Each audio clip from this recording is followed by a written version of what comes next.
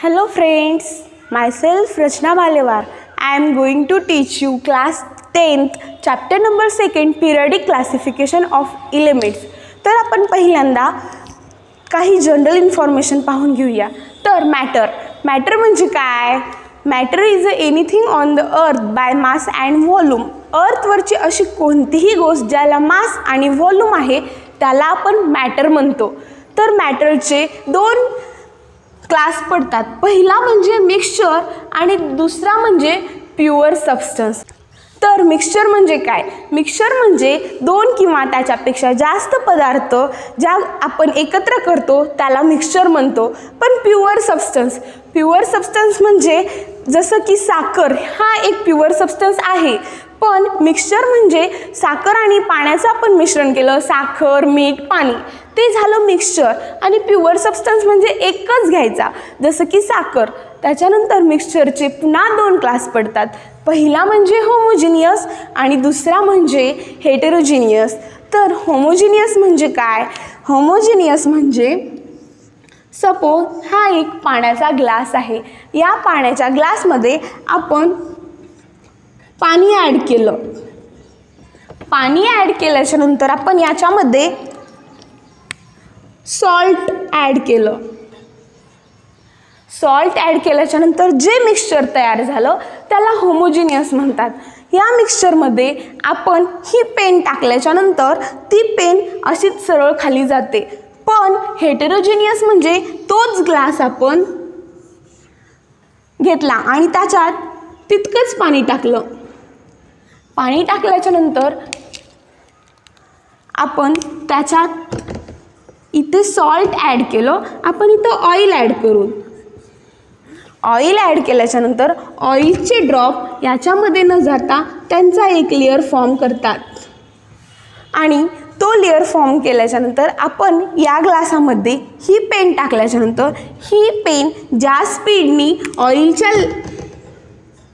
ऑइलच्या लेअरपर्यंत जाते त्याच स्पीडनी पाण्याच्या लेअरपर्यंत जात नाही.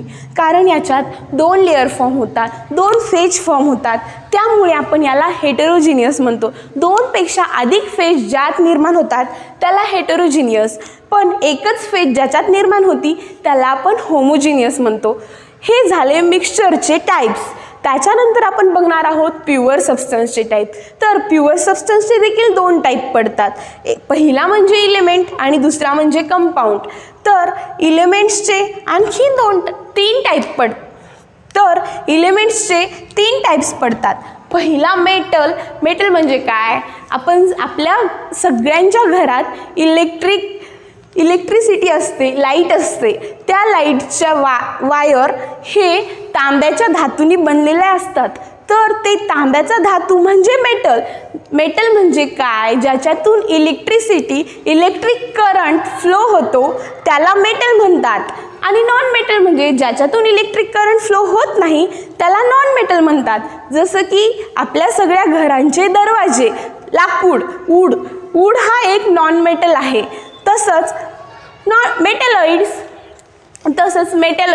मेटॅलॉइड्स म्हणजे काय? कधी तो मेटॅलॉइड्स हा इलेमेंट कधी मेटलची प्रॉपर्टी ॲक्ट करतो तर कधी नॉन मेटलची प्रॉपर्टी ॲक्ट करतो. त्याला आपण मेटॅलॉइड्स म्हणतो. तर तुम्हाला हे बेसिक होतं. हे तुम्हाला इयत्ता 9वीमध्ये झालेलं आहे. समजलं तर ठीक, आणि आधीच माहीत असेल तर त्याच्याहून चांगलं, आणि नाही माहीत असेल तर आता समजून घ्या. आय होप हे सगळं तुम्हाला समजलं असेल. तर आपण आज आपल्या चॅप्टर नंबर 2 ज्याचं नाव आहे पिरियडिक क्लासिफिकेशन ऑफ इलेमेंट हे पाहून घेऊयात.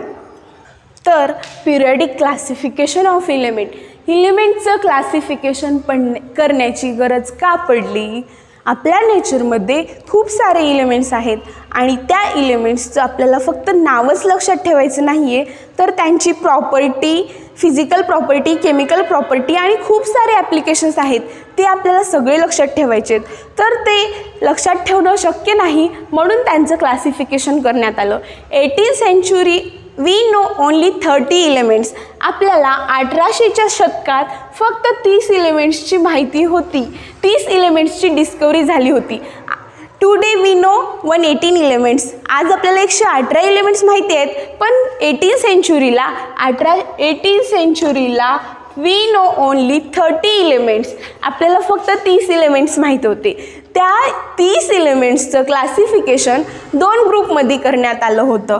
पहिला म्हणजे मेटल आणि दुसरा म्हणजे नॉन मेटल.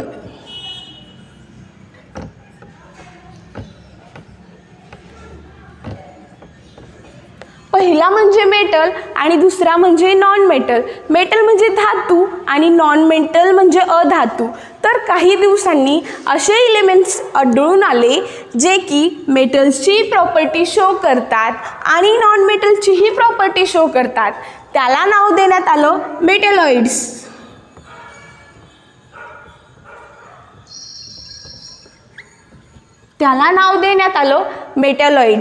मग काय झालं, आपल्या सायंटिस्टनी त्याच्यावर अभ्यास करायला सुरुवात केली आणि अभ्यास केल्याच्या नंतर त्यांनी त्यांच्या पद्धतीनं एलिमेंट्सचं क्लासिफिकेशन करायला सुरुवात केली. तर फर्स्ट सायंटिस्ट होते, त्यांचं नाव होतं डो ब्रायनर. डो ब्रायनर हे एक जर्मन सायंटिस्ट होते.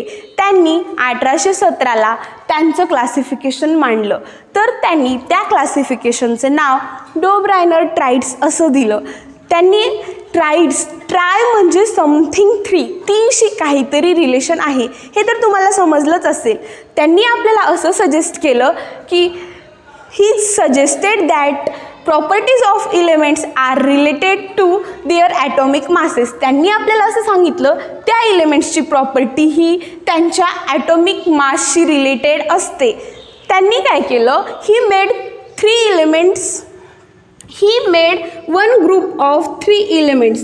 त्यांनी 3 एलिमेंट्सचा एक ग्रुप तयार केला आणि 3 एलिमेंट्स असल्यामुळे त्यांनी त्याला नाव दिलं ट्रायड्स. सपोज हे 3 एलिमेंट्स आहेत. या 3 एलिमेंट्सचे नाव ए, बी आणि सी आहे. त्यांनी या एचा मास नंबर हा सपोज त्यांनी असं सांगितलं की या 3ही एलिमेंट्सची अरेंजमेंट ही increasing number of atomic mass. म्हणजे या 3ही एलिमेंट्सचा मास नंबरची अरेंजमेंट इंक्रीजिंग ऑर्डरनी आहे. सपोज या ए एलिमेंट्सचा मास नंबर 1 आहे, बी एलिमेंट्सचा मास नंबर हा 2 आहे, सी एलिमेंट्सचा मास नंबर हा 3 आहे. त्यांनी आपल्याला सांगितलं ही ऑर्डर, मास नंबरची ऑर्डर ही इंक्रीजिंग असली पाहिजे. त्यांचा हा फर्स्ट रूल होता. फर्स्ट रूल हा इंक्रीजिंग ऑर्डर ऑफ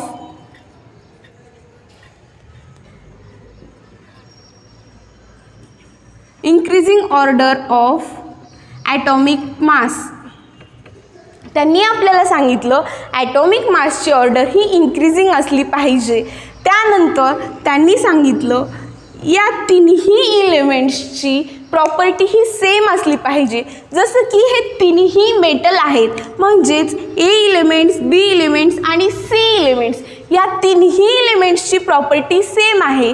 तसंच या 3ही एलिमेंट्सची व्हॅलन्सी देखील सेम आहे. तर त्यांनी आपल्याला तिसरा रूल सांगितला. पहिला झाला इंक्रीजिंग ऑर्डर ऑफ ॲटॉमिक मास. त्याच्यानंतर सेकंड झाला त्याची 3ही मेटल्स आर सेम प्रॉपर्टी.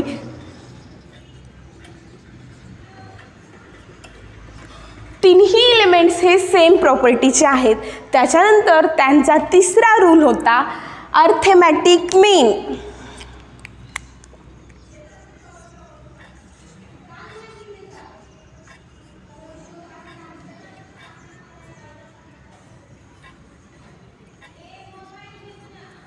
तर अर्थमॅटिक मीन विद्यार्थी मित्रांनो, तुम्ही लहानपणापासून सरासरी काढणं हे शिकलेलंच आहे. काय असतं सरासरी काढणं? जर आपल्याकडे 3 अंक आहेत, 2, 3, 5, तर आपण काय करतो, या 2 अंकांची सरासरी काढायची असल्याच्या नंतर 2 + 5 ÷ 2, कारण आपल्याला 2 अंकांची सरासरी काढायची. तर 7 डिवाइड बाय 2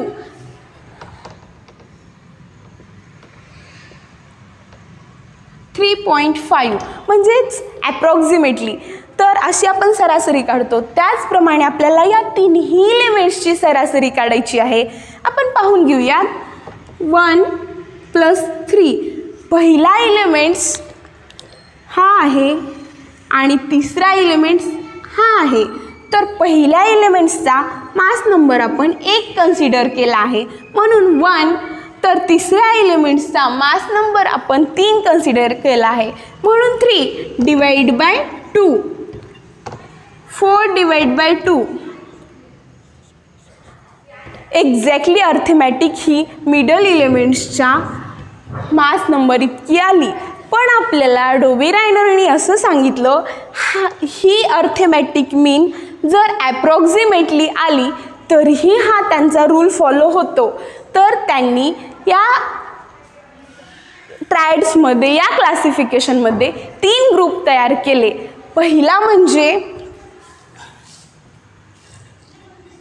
लिथियम, दुसरा म्हणजे सोडियम आणि तिसरा म्हणजे पोटॅशियम. तर त्यांनी आपल्याला असं सांगितलं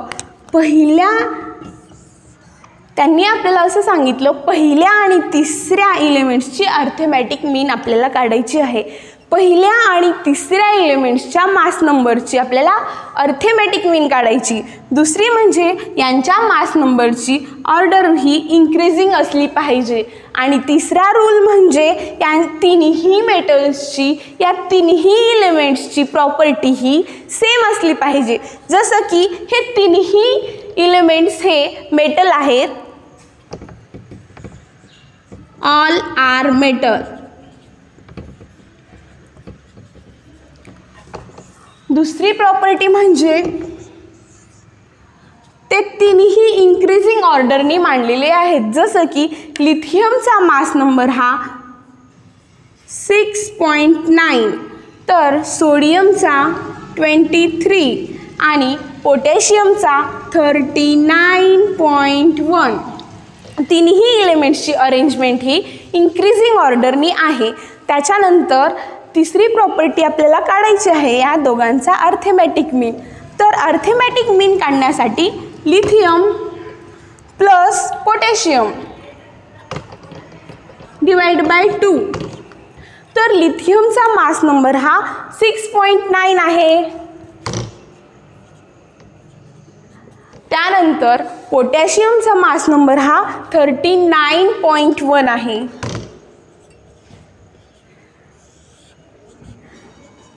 (46 डिवाइड बाय 2 म्हणजेच 23.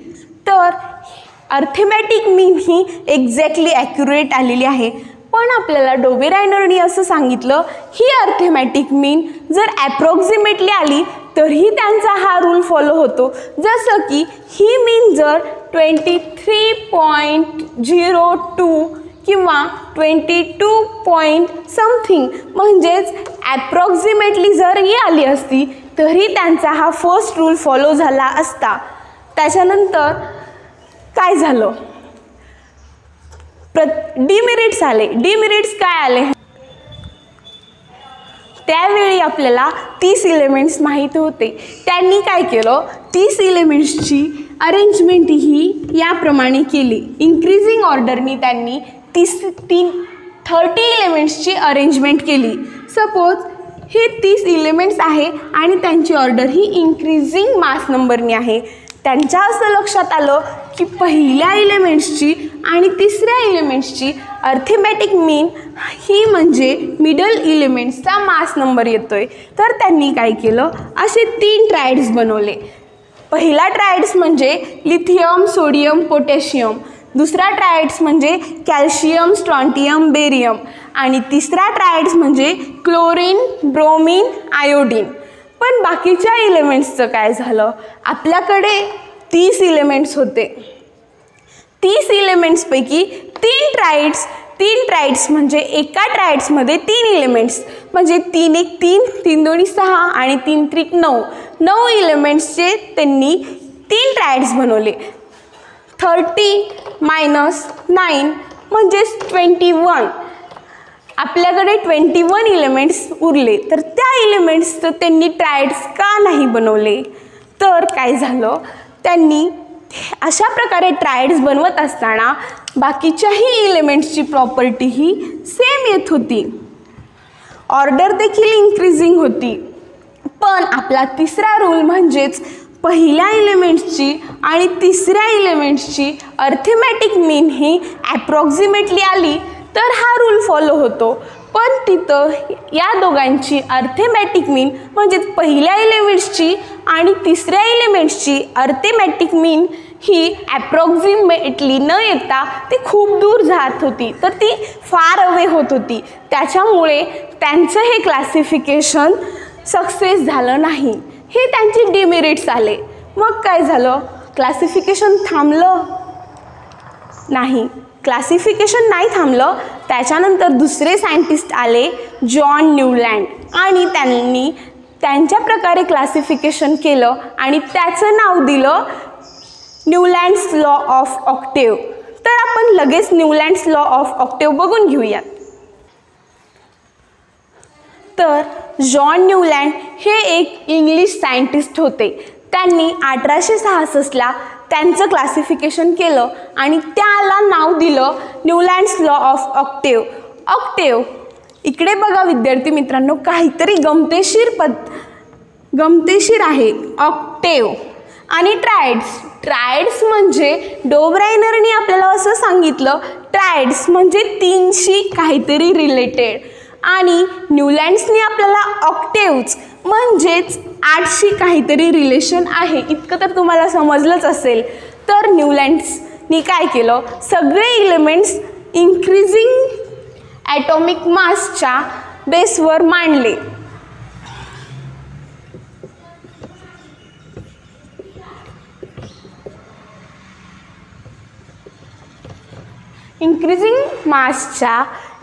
इंक्रीजिंग ऑर्डरच्या ॲटॉमिक मासवर त्यांनी एलिमेंट्सची अरेंजमेंट केली. त्यांनी त्याच्यावर अभ्यास केल्याच्यानंतर त्यांना असं आढळून आलं की ह्या एलिमेंट्सची प्रॉपर्टी 8 नंबरला म्हणजेच 1 2 3 4 5 6 7 8 म्हणजे पहिल्या एलिमेंट्सची आणि 8व्या एलिमेंट्सची प्रॉपर्टी ही सेम आहे. ते एक म्युझिशियन होते. न्यूलँड्स हे एक म्युझिशियन होते.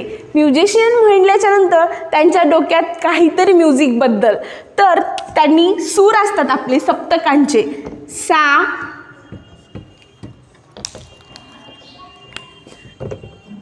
रे ग म प ध नी, आणि त्याच्यानंतर 8वा सूर येतो तो म्हणजे सा. तर त्यांनी आपल्याला असं सांगितलं, पहिला सा आणि लास्टचा म्हणजे 8 नंबरचा सा या दोन्ही एलिमेंट्सची प्रॉपर्टी सेम असल्यामुळे आपण त्यांना इथं अरेंज न करता आपण या ठिकाणी अरेंज करूयात, म्हणजे या एलिमेंट्सची प्रॉपर्टी ही सेम असेल. त्या एलिमेंट्सला त्यांनी या ठिकाणी अरेंज केलं. त्यानंतर काय झालं, त्यांनी बरेच एलिमेंट्स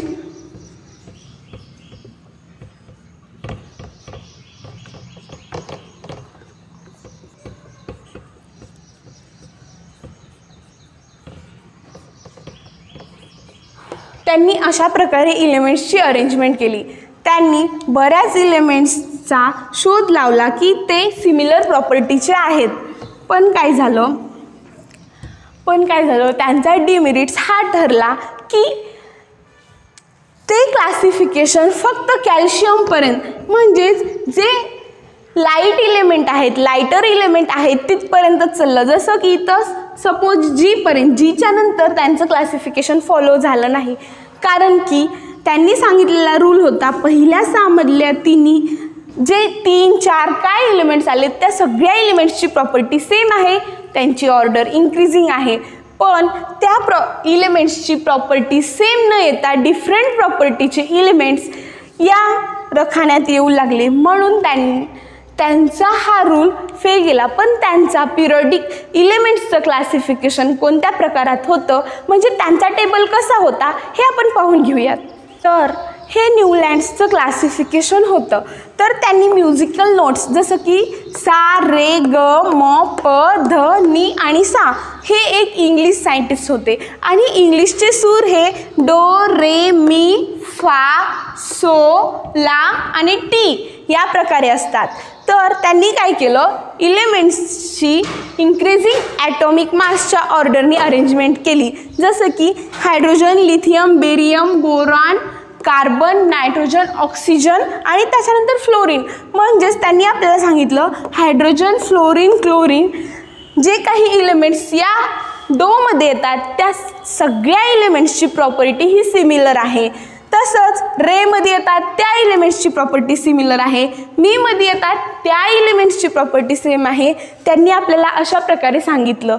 पण त्यांचा हा रूल फक्त कॅल्शियमपर्यंत फॉलो झाला, म्हणजे या तिन्ही इलेमेंट्सची प्रॉपर्टी सेम येत होती, पण हे जे इलेमेंट्स आहेत ते डिफरंट प्रॉपर्टीचे होत होते.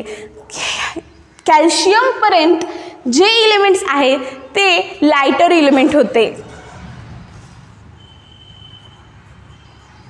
आणि लायटर इलेमेंट्स हे त्यांनी केलेल्या रूलमध्ये फॉलो होत होते. पण हे हायर इलेमेंट्स असलेले इलेमेंट्स त्यांच्या रूलमध्ये फॉलो होत नव्हते. त्यावेळी नोबेल गॅसचा डिस्कवरी झाली नव्हती. तरी देखील जे इलेमेंट्स आहेत यांनी ज्यावेळी क्लासिफिकेशन करायला सुरुवात केली त्यावेळी आपल्याकडे 56 इलेमेंट्सची डिस्कवरी झाली होती आणि त्यांनी आपल्याला असं सांगितलं की 56 इलेमेंट्स फक्त 56च असणार, त्याच्यावर एकही इलेमेंट्स वाढणार नाही. हा त्यांचा ड्रॉबॅक होता.